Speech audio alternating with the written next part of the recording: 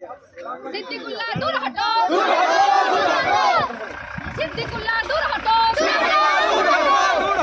জয় সিদ্দিকুল্লাহ দূর হটো, সঙ্গে শাড়ি বিলুনো সিদ্দিকুল্লাহ দূর হটো, সঙ্গে শাড়ি বিলিয়েছে দূর হটো। দলীয় কর্মসূচিতে নিজের বিধানসভা কেন্দ্রে বস্ত্রদান কর্মসূচিতে এসে দূর হাটো স্লোগানের মুখে পড়লেন মন্তেশ্বরের বিধায়ক তথা মন্ত্রী সিদ্দিকুল্লাহ চৌধুরী। মন্তেশ্বরে নিজের বিধানসভা কেন্দ্রে বস্ত্রদান কর্মসূচিতে এসে দূর হাটো স্লোগানের মুখে পড়লেন মন্তেশ্বরের বিধায়ক তথা রাজ্যের গ্রন্থাগার মন্ত্রী সিদ্দিকুল্লাহ চৌধুরী। গত সোমবার মন্ত্রী উপস্থিত হলেও অন্যান্যদের অনুপস্থিতির কারণে মন্তেশ্বর হাসপাতালে রোগী কল্যাণ সমিতির বৈঠক ভেস্তে যাওয়ার পর বৃহস্পতিবার পুনরায় রোগী কল্যাণ সমিতির সভা ডাকা হয়েছিল। মন্তেশ্বর হাসপাতালের উন্নয়নের বিষয়ে নানান পরিকল্পনা গৃহীত হয়েছে।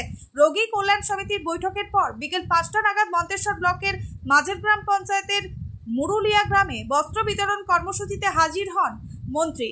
সঙ্গে ছিলেন আজিজুল হক, তন্ময় বন্দ্যোপাধ্যায়, আতিকুর রহমান ও লালন শেখ।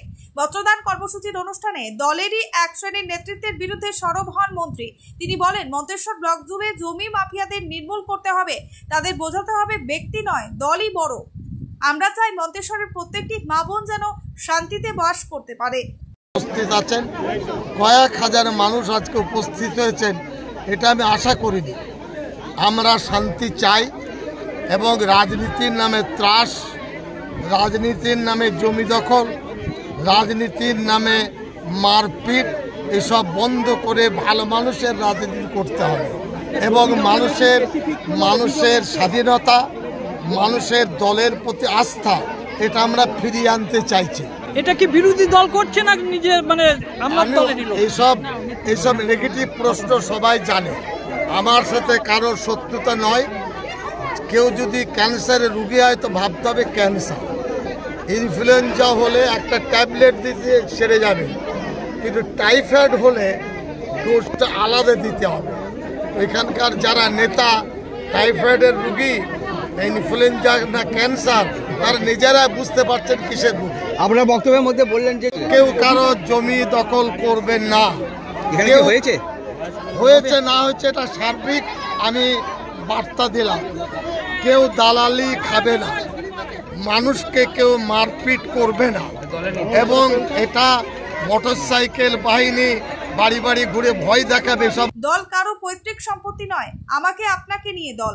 সন্ধ্যা নাগাদ কর্মসূচি সেরে মুরুলিয়া গ্রামে ছেড়ে বেরুনোর পথে রাস্তায় মন্ত্রীর কনভয়ের সামনে একদল মানুষ জড়ো হয়ে সিদ্দিকুল্লাহ দূর হাটো আওয়াজ তুলতে থাকে। গ্রামের পঞ্চায়েত সদস্য সহ কিছু মহিলাদের দাবি, গ্রামের আসল তৃণমূল কর্মীদের বাদ দিয়ে বিগত ভোটগুলিতে যারা ভিন্ন দলের এজেন্ট হয়ে কাজ করেছে তাদের নিয়ে আজকের বস্ত্রদান কর্মসূচি হয়েছে। বাইরে থেকে 40টির বেশি মোটর বাইকে করে লোক এসেছে, অথচ আমাদেরকে ওই কর্মসূচিতে ডাকা হয়নি। এই পরিপ্রেক্ষিতে মন্ত্রী বলেন, পরিকল্পনা মাফিক অন্যের শিখিয়ে দেওয়া বুলি বলছে ওরা। মন্তেশ্বরের সাধারণ মানুষ জবাব দেবে। আজকের সভার লোক দেখে ওরা ঘাবড়ে গিয়েছে, তাই হতাশ হয়ে এইসব করছে বলে জানান মন্ত্রী। এখানে বিকাল থেকে শুনেছি যে সিদ্দিকুল্লাহ সাহেব আমাদের গ্রামে আসবেন। কোন গ্রাম এটা? আচ্ছা, এটা হচ্ছে মুরুলিয়া গ্রাম। কোন গ্রাম বলছে? এটা হচ্ছে মাঝি গ্রাম পঞ্চায়েতের আমরা স্থায়ী বাসিন্দা। এটা হচ্ছে মুরুলিয়া গ্রাম। তো আমাদের একটাই ব্যথা বা আমাদের বুকের কষ্ট যে আমাদের এখানে নির্বাচিত সদস্য আছেন, উনি জানেন না। আমি একটা মহিলা, আমি পুরো সাধারণ ঘরেরই একটা মহিলা, আমার কোনো পদ নেই, আমি পুরো মহিলা দিকটা দেখি। কোন দল করেন? আমি টিএমসি করি। আচ্ছা, উনি যে গ্রামে আসছেন, আমাদের দুঃখ হচ্ছে এটাই যে যারা 2021 সালে পঞ্চায়েত ভোটে পুরো বিজেপির এজেন্ট বসেছিল এবং বিশ্বজিৎ পোদ্দারের কাছে যেত টাকা নিয়ে আসতো, সেই চোরদেরকে নিয়ে আজকে উনি শাড়ি উদ্বোধন করলেন আমার গ্রামে। আমার প্রশ্ন একটাই যে উনি কেন আমাদের গ্রামে নির্বাচিত যে সদস্য, উনি পদটা কি ছোট, সেই জন্য কি সদস্যকে জানালো না? আমাদের কোনো পদ নেই বলে জানালো না?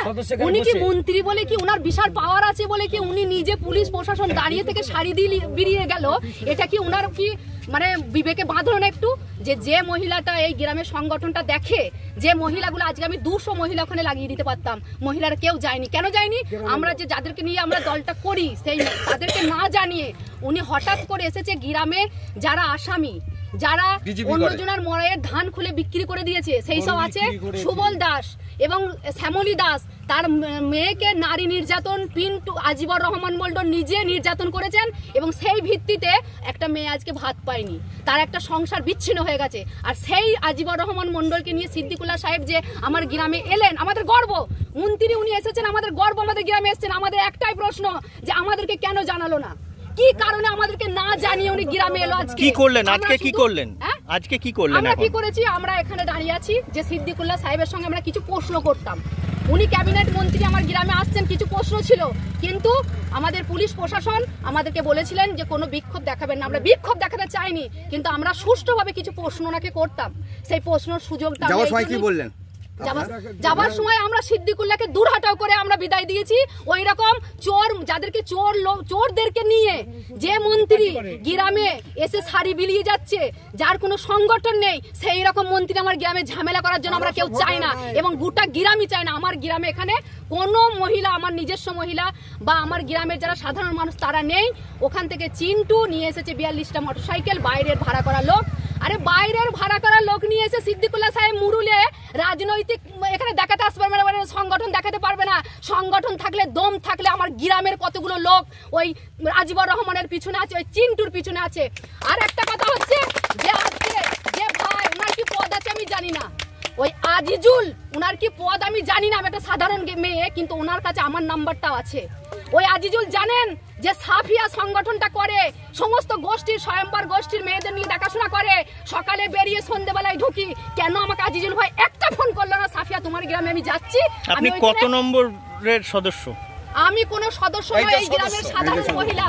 এই হচ্ছে আমার সদস্য, ওনাকে জিজ্ঞাসা করে দেখুন। আমি ওটা কে হয় আপনার? নির্বাচিত করেছি, ওই যেমন সিদ্দিকুল্লাহ সাহেবকে যেমন আমরা আনিয়েছি, সাধারণ মানুষরা ভোট দিয়েছে। কিন্তু আপনি রাজনীতিটা করেন? রাজনীতি অবশ্যই করি, আমরা সংগঠন করি, রাজনীতি করি। রাজনীতিতে কোন রাজনীতি করেন? আমরা টিএমসি। হ্যাঁ। কি নাম আপনার? আমার নাম সাফিয়া খাতুন। মন্তেশ্বর থেকে জ্যোতির্ময় মণ্ডলের রিপোর্ট, সুন্দর বাংলা নিউজ।